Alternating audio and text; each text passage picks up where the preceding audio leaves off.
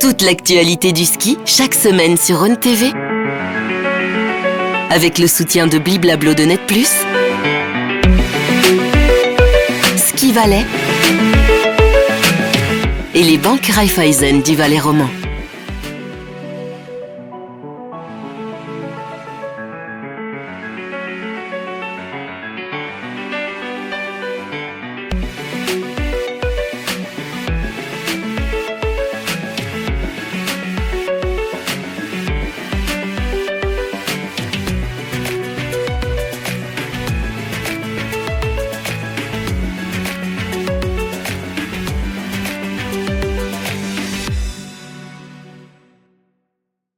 Bonsoir à toutes et à tous, on est ravis de vous retrouver dans cette nouvelle émission de l'après-ski alors que les championnats du monde battent leur plein.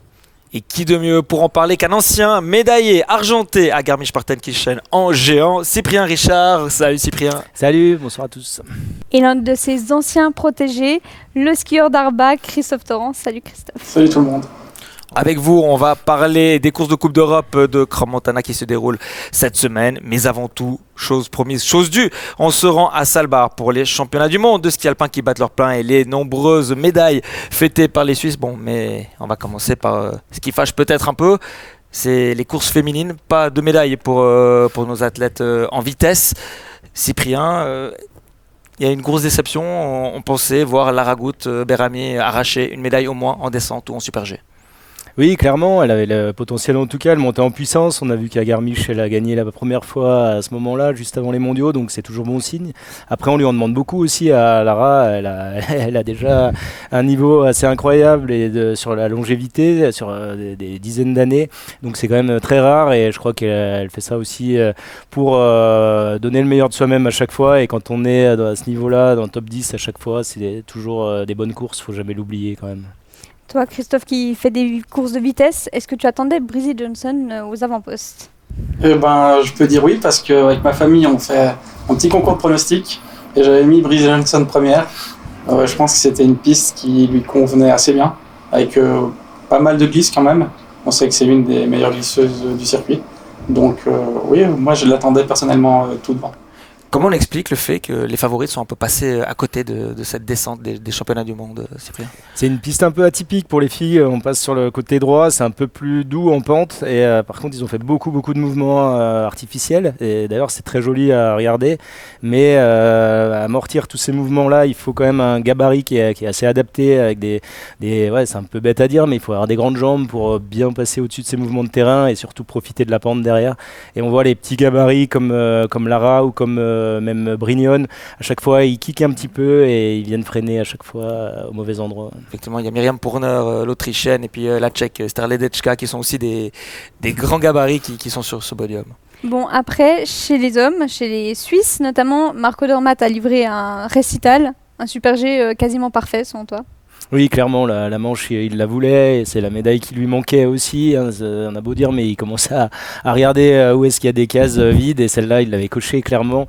Sa première course des mondiaux, il est arrivé à 100%, il a fait une manche magnifique. Ouais, ses appuis étaient vraiment solides, glissés, et une vitesse du haut en bas.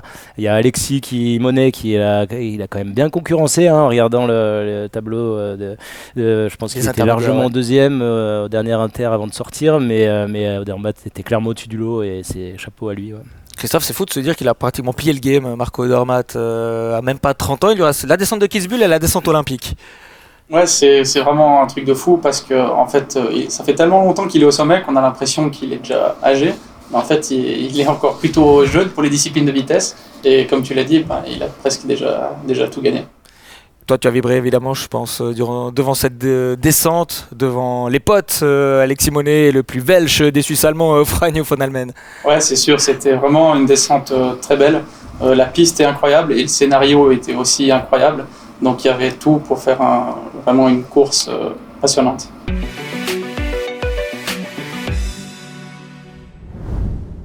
On se rend directement à Svalbard. On retrouve Laurent et Grégory, les Roland du ski. Vous êtes en compagnie d'un Valaisan qui peut faire une ou deux, voire même 3 médailles en cette fin de semaine.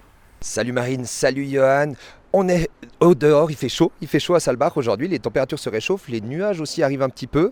On a vécu une semaine première semaine de folie. On a la chance aujourd'hui d'être avec l'un des héros, on l'espère, de cette deuxième semaine, Loïc Meillard. Salut. Hello. Ouais, Loïc, tu arrives ici avec quelle forme physique, avec quel état d'esprit à Salbar? Je pense une bonne forme physique, ça fait du bien d'avoir un petit peu de repos à la fin du mois de janvier et de pouvoir se rentraîner en fin de compte quelques jours, d'enchaîner quelques jours d'entraînement. Ça faisait longtemps que j'avais plus eu ça, donc j'en ai profité et voilà, c'est une semaine des mondiaux, donc je me réjouis d'attaquer ces courses. Tu arrives à Salbar sur une piste qui te convient, tu confirmes? C'est clair, c'est une piste où voilà, ça m'a très souvent réussi et donc des bons souvenirs qui aident à être en confiance et savoir quoi faire pour être vite. Les résultats des premières semaines, excellents résultats, bien évidemment, avec ces médailles d'or, etc. Il y a aussi un petit peu de pression, vous arrivez ici, finalement, c'est que du bonus pour cette équipe de Suisse. Pour l'équipe suisse, oui, mais à la fin, les médailles, moi j'en ai pas, donc je dirais la pression reste la même, l'envie de bien faire reste la même et c'est pas... Voilà, maintenant c'est notre course, c'est à nous de délivrer. Tu as un combiné par équipe mercredi. Dans quelle mesure ça peut t'aider aussi à rentrer dans l'ambiance pour tester déjà cette neige? C'est clair, pour nous c'est une chance énorme de pouvoir skier une fois la piste de course en slalom, de pouvoir voir à quoi s'attendre un petit peu pour ce week-end. Et c'est une occasion d'aller chercher une médaille, de faire une belle course et de rentrer de la meilleure des manières dans ces mondiaux. 3 courses en 5 jours, comment tu vas gérer cet enchaînement? Je pense comme un petit peu le reste de l'hiver et les autres années également, les courses s'enchaînent, mais c'est bien récupérer entre les courses et réussir à rester frais physiquement mais aussi mentalement pour arriver chaque fois au départ prêt à attaquer. Les championnats du monde, c'est toujours quelque chose d'un peu spécial. Il y a la famille, on a vu tes parents qui sont arrivés, on a vu ta sœur aussi. Voilà, c'est aussi l'occasion peut-être de, pourquoi pas, avoir un sacré feu d'artifice. C'est quand même quelque chose de très spécial des championnats du monde. Alors c'est clair, tout ce qui est autour c'est spécial. Après la course, les règles ne changent pas. Le but c'est de skier le plus vite possible du portillon à l'arrivée. Donc je dirais pour moi, je pars du principe que c'est une course comme une autre. Je me concentre là-dessus, faire mon meilleur ski et le reste c'est plutôt du bonus. On nous a glissé un mot à l'entraînement apparemment. Comme très souvent, tu es ultra rapide. Alors c'était à Interride, c'est peut-être pas exactement les mêmes conditions, la même piste qu'ici, mais ça fait malgré tout beaucoup de bien et c'est rassurant avant d'entamer cette fameuse semaine. C'est sûr que c'est rassurant. Après, je pense que en slalom, j'ai que des résultats rassurants jusqu'à présent cette saison. Donc je continue dans cette lancée. Et après, c'est ce que je dis toujours. À Interride, tout s'est aligné. Le parcours qui me convient, neige qui me convient. Et donc c'est pour ça aussi que ça a bien fonctionné. Après, un jour de course, ça peut vite changer et être d'autres conditions, d'autres tracés qui conviennent un peu moins. Une dernière question peut-être. Tu as suivi la première semaine, on imagine. Est-ce que tu as une performance qui t'a marqué ou un coup de cœur?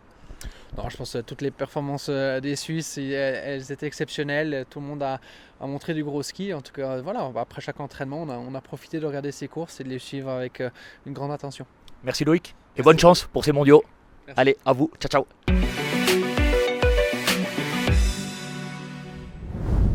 Allez, on va faire un saut de 14 ans en arrière. On part à Garmisch au championnat du monde de 2011. Christophe, est-ce que tu connais ces 3 hommes sur le podium?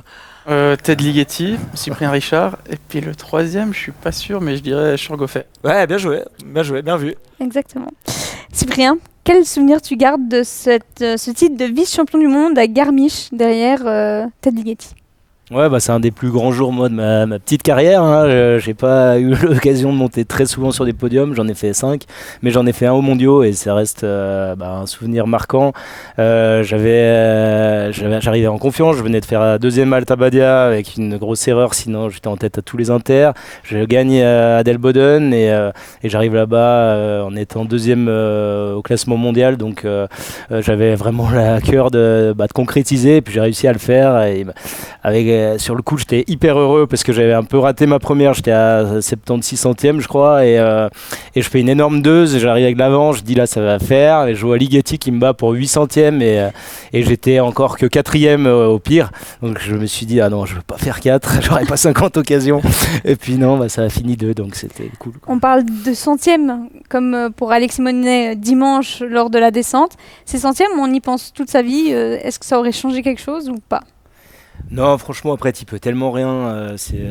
Moi, c'était 8 centièmes. Lui, à Kitzbühel, c'est pareil, je crois, c'est 8 centièmes.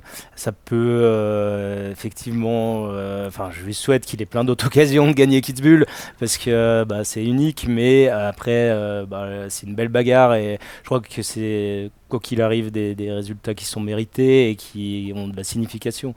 Après, tu peux recogiter, dire il y a 1000 façons de gagner 8 centièmes, mais il y a aussi 1000 façons de les perdre, donc c'est pas un calcul à faire. Christophe, tu avais trouvé les 3 hommes sur le podium. Tu avais regardé la course à l'époque, tu te rappelles? Franchement, j'ai plus trop de souvenirs de cette course. Cyprien, il est un peu trop vieux, j'étais peut-être pas encore né. C'était l'époque des dinosaures. On se marrait bien. Il y a 14 ans. C'est quel athlète qui te faisait rêver quand tu étais plus jeune? Non, moi, mon grand idole, c'était Didier Cuche. Dès mon plus jeune âge, j'étais vraiment attiré par la vitesse. Je regardais, par exemple, Kitzbühel, c'était une course que je voulais absolument pas rater, même quand j'avais 6-7 ans. Et du coup, Didier Cuche, c'était vraiment la personne l'athlète que j'appréciais. Et puis, j'avais aussi un petit penchant pour Bode Miller. Cyprien, tu as eu 4 podiums en Coupe du Monde, dont une victoire à Adelboden. Quel est ton meilleur souvenir sur le cirque blanc? Ouais, clairement, si on parle que de résultats, c'est Adelboden. Pour un géantiste, même pour un skieur, gagner Adelboden, s'il y en a une à choisir, et moi j'ai eu la chance que d'en gagner une, c'est la mieux, j'ai choisi mon jour.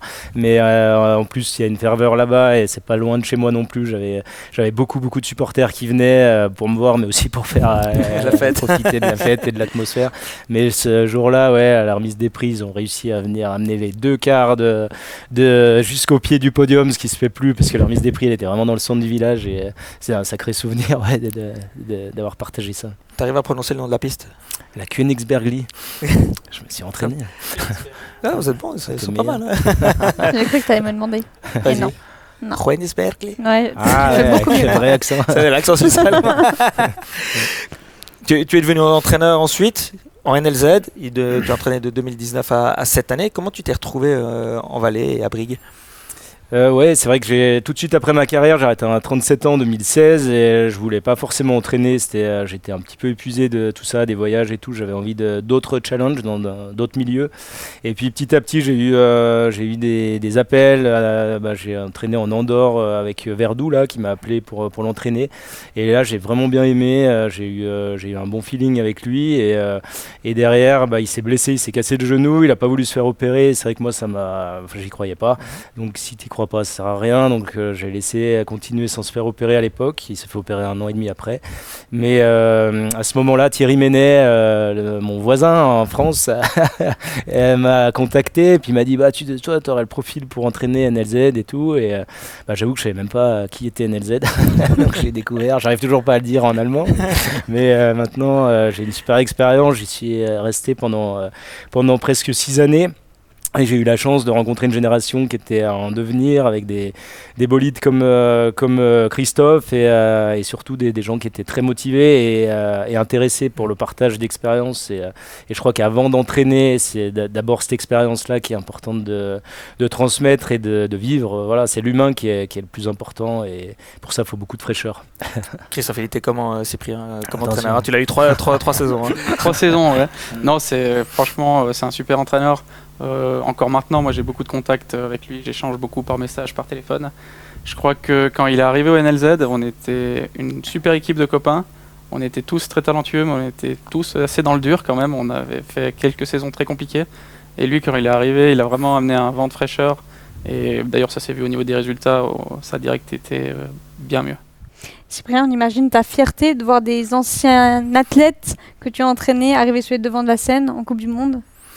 Ouais, alors paradoxalement, non, j'ai pas de fierté de ça, parce que ça m'appartient vraiment pas, c'est leur histoire, et j'étais juste de passage à un moment donné, et ça c'est cool d'avoir eu la chance aussi moi de les croiser, mais le premier truc que je leur apprends, et ça il y en a qui m'en ont reparlé récemment, mais c'est de les rendre autonomes, parce que c'est trop facile de les rendre dépendants de toi, et la plus grande force pour un entraîneur, et c'est ceux qui m'ont marqué. J'en ai pas eu beaucoup, j'ai eu beaucoup d'entraîneurs, mais j'en ai peu qui m'ont marqué. C'est ceux qui m'ont laissé un petit peu, qui m'ont fait confiance, quoi. Donc ils te donnent pas toujours la béquille à chaque passage, ils te confortent un petit peu dans tes idées, et ils te disent surtout, écoute mon coco, à bout d'un moment c'est toi, quoi. Moi je suis pas ton filet de sécurité, et c'est ta carrière, donc ça va aussi dans les résultats. S'il y a des très bons résultats, c'est les leurs, et c'est en aucun cas les nôtres.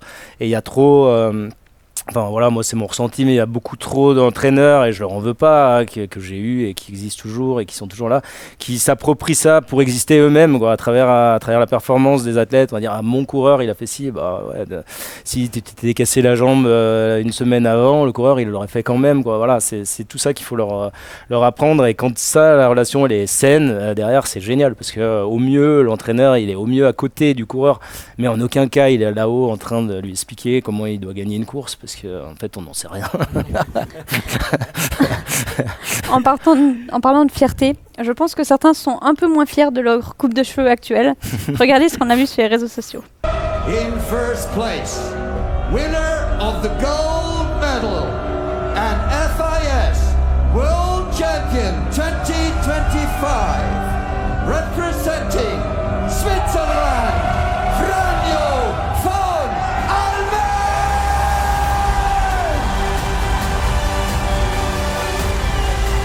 Ils sont beaux, l'équipe, toute équipe de Suisse avec le staff et athlètes compris. Cyprien, tu avais aussi fait un pari du genre quand tu as été médaillé mondial ou tu avais gagné mais ça reste secret, ça. Ça reste secret, allez. C'était pas aussi voyant. Mais ouais, non, ça prouve la bonne ambiance d'équipe, parce que pour faire ça, surtout qu'on voit Odermatt là, lui qui a pas la médaille ce jour, mais il est aussi content que les autres, et il a rasé les cheveux un jour où il a pas gagné, et ça veut dire beaucoup. Christophe, avec les copains, vous seriez capable de faire un peu du genre? Ouais, je crois qu'on est tout autant fous. Ouais. Après, c'est vrai que ce que j'ai trouvé super, c'est que même les entraîneurs, enfin tout le monde y est passé. Et c'est vrai que ça, c'est une belle image. On passe par la publicité avant de passer un appel à Valentin Creta, qui est sur ses photos et qui va nous parler de sa nouvelle coupe de cheveux notamment.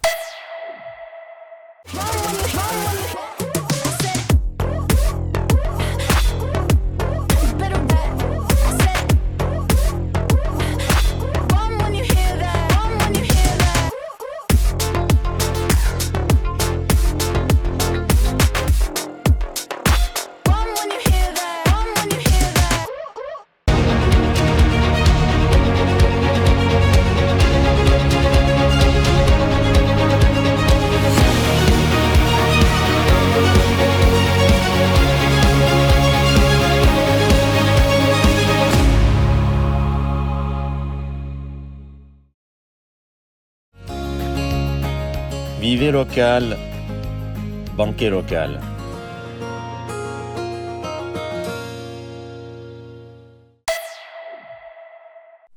Et on se retrouve avec un homme heureux, Valentin Creta, l'un des entraîneurs de l'équipe de Suisse de descente. Valentin, première question évidemment, est-ce que tu es aussi passé sous la tondeuse ? Et oui, bonsoir à tous. Et oui, on a passé toute l'équipe sous la tondeuse, donc pas seulement les athlètes, mais les coachs aussi. Donc voilà, ça montre aussi l'ambiance d'équipe qu'on a tous ensemble. Et puis on a fait ça tous hier après-midi, tous ensemble. C'était un pari à la base ? C'est un petit pari à la suite du rasage d'Alexis. On a dit si on a les 2 médailles d'or en super G en descente aux mondiaux, toute l'équipe y passe. Bon, là tu as la casquette, tu nous ferais découvrir ta coupe de cheveux. Ah, cette fois t'as tout rasé, hein. Hier t'avais laissé un petit peu. Hier j'avais laissé un petit peu, et après la remise des prix, on a tous été égalisé tout ça. Bon, on imagine que la fête fut belle dimanche soir. Oui, non, c'était vraiment bien. On a bien profité, vraiment toute l'équipe ensemble.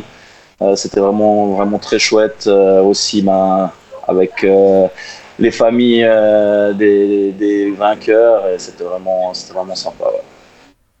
Plus sérieusement, 3 médailles, dont 2 en or, c'est une réussite totale, ces championnats du monde pour l'équipe de Suisse de vitesse. Oui, pour nous, c'est une grande réussite. On espérait avoir une médaille dans chaque discipline déjà, mais là, d'avoir les 3 médailles, d'avoir les 2 titres, d'avoir le résultat qu'on a fait hier, le résultat d'équipe où 3 athlètes dans les 5, 4 dans les 8, 5 dans les 12. Je pense qu'il n'y a pas beaucoup de nations qui ont été capables de faire ça aussi dans les dernières années. Donc oui, c'est une grande fierté pour toute l'équipe. Et ça montre que le boulot qu'on a fait pendant tout l'été, tout l'automne, il paye. Et en plus, avec les jeunes là qui ont peu d'expérience encore, qui arrivent à être déjà tout devant au championnat du monde, c'est juste fabuleux. Bah justement, tu parles de ces jeunes, tu parles de Franjo von Almen, le nouveau champion du monde, de Alexis Monet, donc médaillé de bronze de cette descente. Comment tu expliques ces deux jeunes talents, ils sont jeunes, hein, ils font partie des deux plus jeunes athlètes du top 30 mondial, soient aussi performants? C'est difficile à dire, ça reste des énormes talents, ça c'est sûr. C'est deux garçons qui apprennent très vite et vraiment qui ces dernières années ont progressé petit à petit. Et puis le gros avantage, c'est qu'ils n'ont pas trop de pression parce que la pression, c'est Audi qui la prend un petit peu sur ses épaules. Et puis eux, ils peuvent vraiment livrer leur performance, ils peuvent skier en se faisant plaisir. C'est vraiment ça leur chance et ils ont d'énormes qualités. Donc c'est clair que c'est aussi plus facile quand tu es talentueux de pouvoir aller chercher des médailles. Mais c'est jamais facile d'aller gagner une course. Et là, ils ont vraiment prouvé qu'ils étaient vraiment les meilleurs au monde. Vous laissez pratiquement que des miettes aux autres nations cet hiver. Le seul petit regret, c'est peut-être de ne pas avoir remporté la descente de Kitzbühel. Ouais, comme je disais, c'est toujours difficile d'aller gagner une course. Je crois pas que c'est un regret. On a Alexis qui fait deuxième. Lui, on était déçus parce qu'il se fait souffler la victoire pour 800e. Mais je crois que c'est quand même magnifique ce que l'équipe a réussi à faire. Et on doit continuer à travailler et essayer d'aller jusqu'à la fin de saison avec ce niveau-là. Et ce sera vraiment génial. Ouais. Bah, tu dis continuer à travailler, il y a cette fin de saison, ce globe de descente, ce globe de Super G pour Marco Odermatt qui est devant dans les deux disciplines. Mais l'objectif, on rêve quand même secrètement d'avoir un quadruplé au classement de la descente. Alors, c'est sûr que c'est le petit rêve qu'on a. On est maintenant à la WCSL, on est déjà les 4 premiers. Donc c'est bien, mais il reste encore les descentes à Crans-Montana, il reste Kitzbühel, il reste les finales. Donc les autres skieurs veulent aussi gagner des courses et veulent aussi nous passer devant. C'est un peu discuté hier avec les coachs des autres nations qui me disaient tous nous notre seul objectif maintenant c'est d'essayer de vous battre. C'est super compliqué mais on va tous se mettre ensemble pour arriver à vous déloger. Bah nous on espère en tout cas que vous allez rester au sommet du classement. On te remercie Valentin Creta, bon retour en Valais. On te retrouve évidemment la semaine prochaine avec l'équipe de Suisse de ski de vitesse à Crans-Montana. Ciao. Ciao.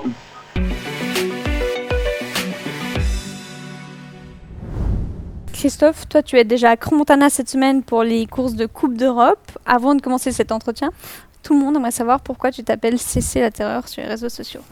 Alors ça c'est une vieille et une longue histoire. Je crois qu'à la base ça a commencé quand j'ai voulu faire Snapchat, donc quand j'étais très jeune. Et en fait il y a deux possibilités. Soit c'est pour Cricri, qui est mon surnom, ou alors pour Christian Constantin que j'admirais beaucoup et que j'admire toujours pas mal. Donc voilà, c'était la petite blague comme ça. Donc Cyprien, c'est pas vraiment une terreur, Christophe. Je m'étais jamais posé la question. Ouais. Tu as fait tes débuts en Coupe du Monde cette année à Bormio. Tu es également engagé dans les qualifications internes à Val Gardena et à Kitzbühel. C'est pas très sympa que les coachs ils te mettent sur des pistes aussi difficiles. Bon, la Sasselong Val Gardena ça va, mais la Stelvio et la Strive c'est quand même faut y aller. Ouais, il faut y aller. Après, moi c'est des pistes que j'aime bien. Je pense que je suis quand même un skieur très technique qui aime la pente, qui aime quand c'est verglacé. Donc voilà, c'est super de pouvoir skier ce genre de piste. Et surtout, on sait que si on a skié Bormio, si on a skié Kitzbühel et qu'on arrivait à l'arrivée entier et en étant plus ou moins vite, on peut skier sur toutes les pistes du monde. Tu prends du plaisir quand tu es sur la Strife, t'as poussé au départ? Bon, alors le premier entraînement, la première année que j'y étais, forcément, il y avait quand même beaucoup de tension. En fait, il y a tout un mythe autour de Kitzbühel, donc on ne sait pas du tout à quoi s'attendre. Et puis en fait, direct après le premier entraînement, je me suis dit oui, alors c'est engagé, c'est dur, mais en fait je suis capable de faire ça, je m'entraîne depuis 20 ans pour ça, donc j'ai remarqué que c'était clairement dans mes cordes. Et puis je pense que les autres manches ensuite, j'ai quand même réussi à prendre du plaisir malgré l'exigence. Il y a une constante, sur toutes les photos prises, tu tires la langue, t'as la langue dehors. Alors ça c'est moi. Il est affamé. C'est moi à chaque fois que je me concentre, que ce soit sur les skis ou quand je dois faire quelque chose à la maison, un petit bricolage ou ça. Enfin, dès que j'ai besoin de me concentrer, je tire la langue. Faut pas qu'il y ait un trou. Ça, ouais.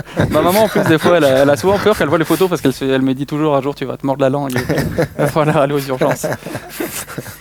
Tu jongles actuellement entre la Coupe du Monde et la Coupe d'Europe. C'est difficile cette gestion, surtout que les pistes sont vraiment différentes entre les deux circuits.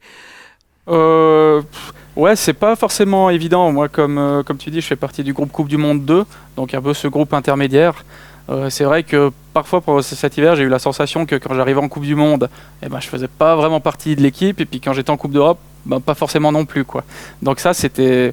Après, je connais tous les athlètes, mais c'est vrai que c'était pas forcément tout le temps facile à gérer à ce niveau-là. Après, ce qui est super, c'est de pouvoir faire son expérience sur les pistes de Coupe du Monde. Donc moi, la priorité, ça reste quand même les Coupes d'Europe. C'est d'essayer de jouer tout devant en Coupe d'Europe. Et puis le jour où je serai vraiment installé en Coupe du Monde, j'aurai déjà fait ma petite expérience sur certaines pistes. Et puis ça, c'est indéniable. Malheureusement, tu es sorti ce lundi lors du Super G à Crans-Montana. Comment tu apprêtes ces prochaines descentes qui arrivent ces prochains jours ? Le Super G, effectivement, j'ai abandonné. Enfin, j'ai eu une petite faute de ligne sur une bosse. Je pense que j'étais vraiment très bien parti. C'était vraiment du bon ski. Donc ça, je retiens ça, je retiens le positif. Après, les descentes, c'est une très belle piste pour la Coupe d'Europe. C'est une piste de Coupe du Monde finalement, donc c'est vraiment une piste qu'on n'a pas souvent l'habitude d'avoir en Coupe d'Europe, où souvent on a des pistes qui sont un peu plus plates, un peu plus faciles. Donc je me réjouis vraiment de cette semaine, et puis je vais essayer de tirer mon épingle du jeu en tirant des belles courbes comme je sais le faire. Cyprien, il y a eu beaucoup d'éliminations lors de ce Super G. C'est une piste qui est exigeante, difficile aussi pour les hommes. Oui, clairement, surtout la partie haute, là, elle est assez engagée. Il y a un beau dévers pied droit, la cassure. Et c'est vrai que là, sur les infos et tout, j'ai eu deux, trois retours, mais c'est vrai que c'est pas évident pour les entraîneurs de jauger. Il faut être clair dans ce qu'on dit, notamment avoir fait une belle reconnaissance et savoir les lignes qu'ont choisi chaque athlète. Parce que si tu dis à un certain athlète de trop préparer, de préparer, parce que le coureur d'avance s'est loupé, si tu sais pas ce qu'il a reconnu, il va faire trop, quoi. C'est inconscient, donc arriver aussi dans les informations qui remontent au départ à être très très précis, c'est important. Christophe, tu es 7e actuellement de la Coupe d'Europe en descente, un peu plus loin en Super G. Il y a cet objectif du top 3 qui te permettrait d'aller chercher une place fixe en Coupe du Monde. Forcément, c'est un objectif. Après, je ne fais pas une fixation là-dessus non plus. Si ça ne doit pas arriver cette année, ça arrivera peut-être l'année prochaine, ou on verra. Je pense que c'est déjà super de pouvoir jouer tout devant en Coupe d'Europe, d'arriver au milieu de la saison, puis d'avoir encore la possibilité de jouer cette place fixe, c'est déjà génial. Je pense qu'il y a quelques années, il y a 2-3 ans, Cyprien peut le dire aussi, j'étais à des années-lumière d'être à ce niveau. Donc voilà, j'ai ça dans un coin de ma tête, mais j'en fais pas une fixation. C'est pas une frustration d'arriver au moment où il y a une grosse génération suisse qui brille, les places sont limitées en Coupe du Monde, et tu es obligé en fait de passer par cette Coupe d'Europe pour gagner ta place? Frustrant, non, parce que je pense qu'on se sert, le résultat des coéquipiers, ça aide aussi à être performant, parce que je dis souvent, je prends l'exemple, quand je finis 10e en Coupe d'Europe, souvent je suis 6-7e Suisse, donc je vais pas me contenter de ce résultat. Le lendemain, j'ai forcément envie d'aller encore plus vite, et c'est ce qui permet, ça tire tout le monde vers le haut. Après, ce qui est un peu frustrant, c'est des fois, c'est clair, on voit des athlètes d'autres nations qui sont pas forcément meilleurs que nous, qui ont eu la possibilité d'aller en Coupe du Monde parce qu'il y avait un peu moins de concurrence, puis qui sont gentiment en train de faire leur petit bonhomme de chemin en Coupe du Monde. Mais il faut rester droit dans ses bottes. On sait que en Suisse, il y a énormément de densité, mais il y a énormément de densité aussi parce qu'on a des qualités d'entraînement, on a des entraînements avec des conditions incroyables. Donc c'est pour ça qu'aussi on est autant bon et autant nombreux. T'es pas prêt de prendre la nationalité liechtensteinoise peut-être pour être sûr d'être en Coupe du Monde? Non, je suis trop fier d'être suisse. Et valaisan. Ouais, exactement. Cyprien, si tu devais comparer Christophe à un athlète dans son style, avec qui tu ferais une comparaison? Ouais, il est incomparable. J'aime bien dire qu'il a son chemin, et justement, quand on veut les mettre dans des cases ou leur dire qu'il faut qu'ils skient comme un tel ou un tel, c'est pas bon. Si Dermat, sur la photo qu'on voit, on avait dit sans avoir les chronos, tout ça, juste en étudiant techniquement ce passage-là ou ces courbes, on se dit mais lui il taille jamais, il est loin du pied. Et puis quand on voit les chronos, on dit c'est le meilleur du monde, et donc c'est vachement subjectif, et je crois qu'il faut aller dans son style et encourager les jeunes à aller dans leur style et à créer eux leur chemin. Et les autres, après, essayent d'imiter ça et ils n'y arriveront jamais parce que c'est pas leur style à eux. Donc c'est là-dessus qu'il faut aller. Et son chemin, c'est pas celui d'Alexis, c'est pas celui de Franjo. C'est un peu plus laborieux sur son histoire, ses blessures. Attention, quand on s'est cassé des genoux, on voit même là avec des meilleurs du monde comme Schwarz ou comme Pinturo qui s'étaient jamais cassés avant. Ils arrivent là derrière et on n'entend parler que de ça pendant une année et demie.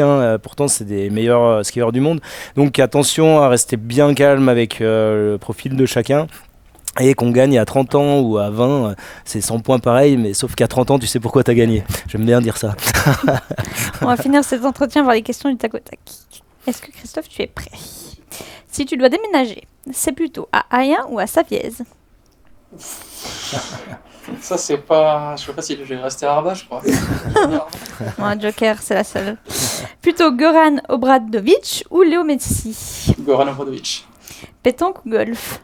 Pétanque. Super G ou descente? Super G. Bob Marcel ou casque combi? Casque combi, carrément. Et la dernière question que Johan, tu as. Oui, tout à caché. fait. Je te laisse mettre play. Salut Christophe. Ciao Chris. Alors, on a une dure journée, nous, les trois romans sur ce premier Super G à Montana aujourd'hui. J'ai entendu parler que toi, t'avais un gourou. Est-ce que tu pourrais nous en parler un peu plus et puis nous donner quelques tips qu'il te donne quand il y a des journées comme ça, pas faciles? Merci Chris, à plus. Allez, à plus, on attend tes nouvelles. C'est une bonne question. Effectivement, moi j'aime bien rire avec mes copains. Ils savent que je communique beaucoup avec Cyprien. Et puis du coup, il me dit tout le temps, bon, t'as appelé ton gourou aujourd'hui. C'est pas vraiment mon gourou, mais c'est vrai que Cyprien, comme j'ai dit plus tôt dans l'émission, on échange beaucoup par message. Et du coup, voilà, aujourd'hui, je lui ai pas encore demandé de tips ou sur ce qui s'est passé pour les Welsh dans la journée, mais après l'émission, on va en discuter, comme ça, je vais pouvoir leur donner 2-3 infos quand je remonterai à l'hôtel. C'est important pour toi de garder contact avec tes anciens athlètes? Ouais, après je sollicite pas. Vraiment, comme j'ai dit tout à l'heure, je pense s'ils m'appellent pas, c'est que tout va bien et je m'en vexe pas du tout. Au contraire, voilà, c'est chacun fait aussi comme il veut. Mais par contre, s'ils sollicitent, oui, je serai toujours là, clairement. Ouais. L'émission touche déjà à sa fin. Christophe, merci. On rappelle que tu es en lice sur les courses de Coupe d'Europe mercredi et jeudi à Crans-Montana. Ton fans club sera présent pour une raclette, c'est juste? Pour la course d'abord et après pour la raclette.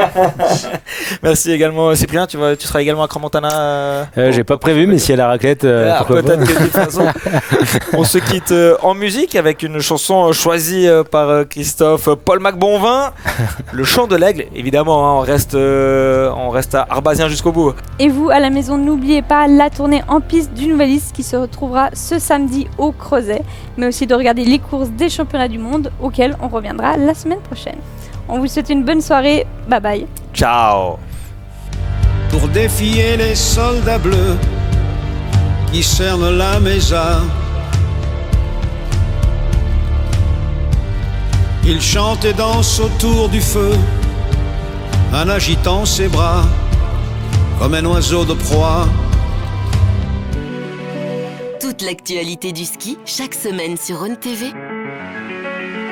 Avec le soutien de Bliblablo de Net+, Ski Valais et les banques Raiffeisen du Valais roman.